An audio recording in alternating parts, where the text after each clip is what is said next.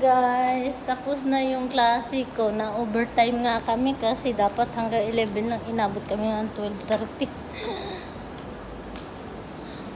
Ang init sa labas. Ano kaya ito? Parang ang tagal maghintay ng bus.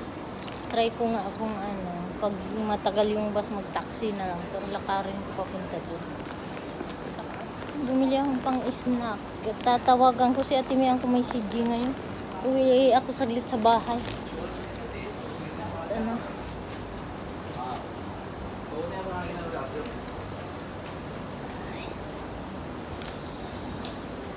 Ito,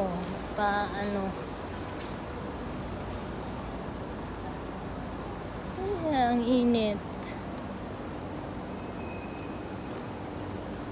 Sobrang init. Meron pa yung nasa loob.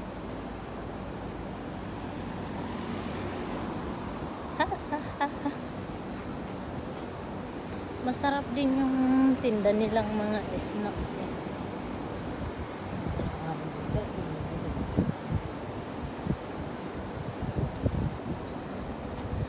Ayan, tanghaling tapat talaga.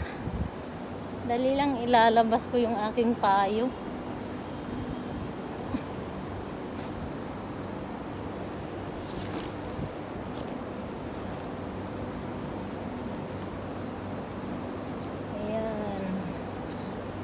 Bababa ko na to at ilalabas ko yung aking